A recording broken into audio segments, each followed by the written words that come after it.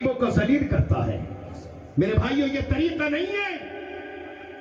अगर अल्लाह की रज़ाई हासिल करनी है तो रात की तारीकी में निकलिए अपने घर से और लीजिए कंबल और लीजिए रज़ाइयां, और जो भूखे हो और जो नंगे सड़कों के किनारे सो रहे हो, खामोशी से उनके ऊपर ढाक दीजिए। अल्लाह कैमरों का मोहताज नहीं है, अल्लाह तुम्हारी वीडियो का मोहताज नहीं है, वो तो दिलों के राज से वाकिफ है। और बुखारी शरीफ की सबसे पहली हदीस है, इन्नमल अमालु बिन्नियात, अमल का दारोमदार नीयत पर हुआ करता है। अल्लाहु अकबर, अल्लाहु अकबर, या रसूलल्लाह, या रसूलल्लाह, जिंदाबाद जिंदाबाद, अल्लाहु अकबर। अल्लाह की रजा हासिल करना है तो फिर निकलिए अपने घर से और किसी अस्पताल के दरवाजे पर जाकर खड़े हो जाइए और देखिए अपनी आंखों से जो अल्लाह ने आपको अता की है कि कोई गरीब है, लाचार है, चला भी नहीं जा रहा है, डॉक्टर के पास आया है, दवा लेने के पैसे भी नहीं है, ऐसे को देखिए, समझिए, परखिए, पकड़िए और उसको दवा दिला दीजिए। इधर आप दवा दिला रहे हैं, इधर आप उसकी खिदमत कर रहे हैं, उधर अल्लाह रब्बुल इज्जत की बारगाह में वो खिदमत लिखी जा रही है, वो नेकियां लिखी जा रही है। ये ऐसा ही है जैसे हमने किसी को कर्ज दिया तो कर्ज के वापस मिलने की कभी उम्मीद होती है और वो मिल जाता है। ये भी अल्लाह की बारगाह में कर्ज है, ये कभी मारा नहीं जाएगा, कभी मारा नहीं जाएगा। जो तुमने दिया है उससे सिवा तुम्हें कयामत में दिया जाएगा।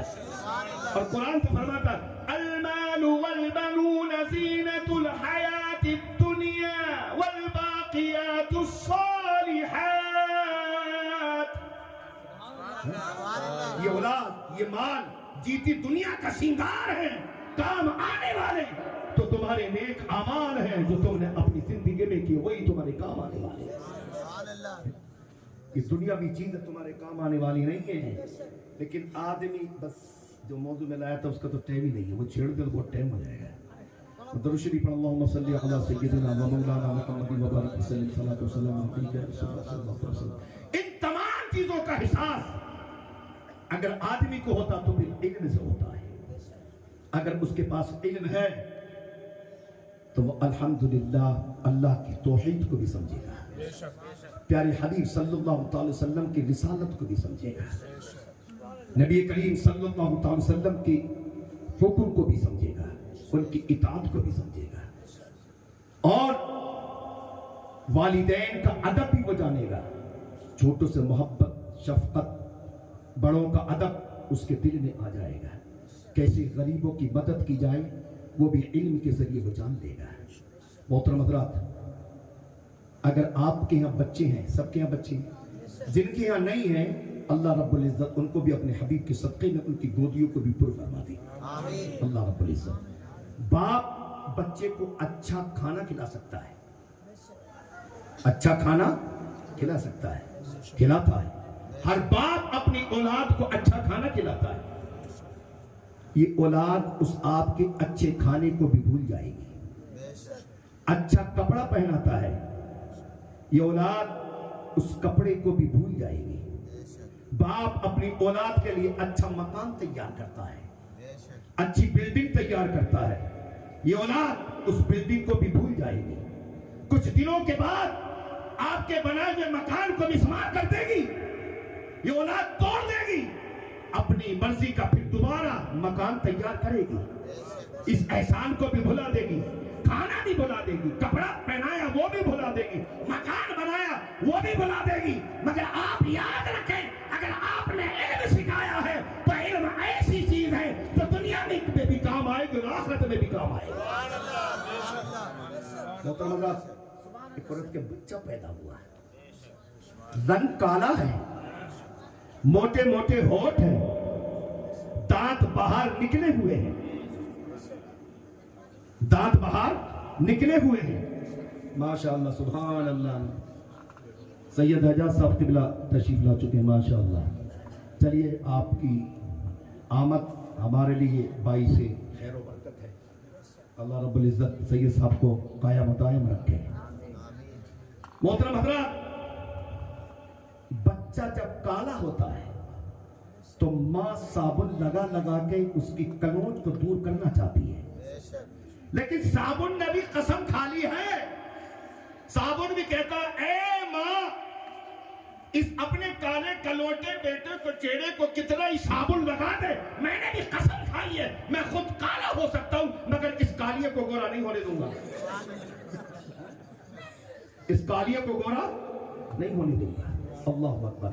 होठ मोटे, दांत निकले नहीं, कोई देखने के लिए तैयार नहीं, बस सूरत का तेरे बेटे को तो कोई करीब में बिठाएगा भी नहीं। अल्लाह अकबर। बच्चे ने कहा, माँ क्या होगा मेरा, माँ क्या होगा मेरा? तो माँ ने कहा, बेटे एक काम कर ले, तू ही सबसे ऊंचा हो जाएगा। सुभान अल्लाह। एक काम कर ले। बेटे ने कहा, माँ वो क्या काम है जो मैं करूं? माँ ने कहा, बेटे मेहनत कर, मशक्कत कर, इल्म दीन हासिल कर, इल्म दीन भी हासिल कर, इल्म दुनिया भी हासिल कर, महल्ले के सारे लड़कों से मेहनत करके इल्म में आगे हो जा। अल्लाह रब्बुल इज्जत तुझे सरबुलंदी अता फरमाएगा। लोग तेरे पास नहीं बल्कि तेरी जूतियों को सीधा करेंगे। लोग तेरी जूतियों को सीधा करेंगे। अल्लाह अकबर। बच्चे ने मेहनत की, इल्म हासिल किया और इतना इल्म हासिल किया, इतना इल्म हासिल किया कि मक्के का काजी बन गया। सुभान अल्लाह। मक्के का काजी बन गया। अल्लाह अकबर। गौसे आजम अब्दुल कादिर जिलानी रज़ी अल्लाह ताला अन्हु मादर साद वली थे।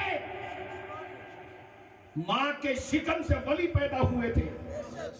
18 पारों के हाफिज थे और माँ के शिकम में उनके पास इतना इल्म था कि माँ ने एक रोज अंगूर की चाहत में, घर में अंगूर की बेल थी, चाहा कि अंगूर खा लूं। आप अपनी माँ की शिकम में थे, चाहा अंगूर खा लूं, हाथ अंगूर की बेल की तरफ बढ़ाया, मेरे गौसे आजम ने पेट में अंगड़ाई ली। जब पेट में अंगड़ाई ली, दर्द हुआ, आप बैठ गई। ऐ है दर्द हुआ, आप बैठ गई, अंगूर को तोड़ ना सकी। मोहतरम हजरात, जब आप पैदा हो गए तो माँ ने पूछा, ए बेटे ये तो बताओ, तुमने मेरे पेट में अंगड़ाई ली थी और मैं उस अंगड़ाई से बेचैन होकर बैठ गई। वो दर्द इतना जबरदस्त था कि मुझे खड़ा होना मुश्किल हो गया, मैं बैठ गई। तो गौसे आज़म अब्दुल कादिर जिलानी रज़ी अल्लाह ताला ने अर्ज़ किया, ऐ मेरी माँ, मैंने तकलीफ पहुंचाने के लिए अंगड़ाई ना ली थी, मैंने करवट तकलीफ पहुंचाने के लिए ना ली थी। ऐ माँ, जिस अंगूर की बेल से तुम अंगूर तोड़ना चाहती थी, उसी खोसे में, उस अंगूर के गुच्छे में बिच्छू बैठा था। अगर तुम्हारा हाथ अंगूर की बेल तक पहुंचता तो बिच्छू डस लेता और तुम परेशान हो जाती। तुम्हारा हाथ पहुंचने से पहले मैंने पेट में अंगड़ाई ली, दर्द हुआ, तुम बैठ गई, बिच्छू के डसने से बच गई। अल्लाह अकबर। जो माँ के शिकम में रहकर अंगूर के खोसे में छुपे हुए बिच्छू को देख ले। मोहतरम हज़रात, गौसे आज़म अब्दुल कादिर जिलानी, मोहतरम हज़रात, उनके नाना जान मोहम्मद अरबी सल्लल्लाहु तआला अलैहि वसल्लम की बसारत का अंदाजा कौन लगा सकता है?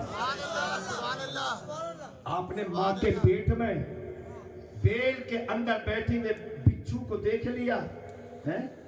ये कौन है? मेरे नबी पाक सल्लल्लाहु अलैहि वसल्लम के बेटे हैं, आल हैं। आप आले रसूल हैं और आले रसूल भी स्टेज पर तशरीफ ला चुके हैं, वो आले रसूल हैं।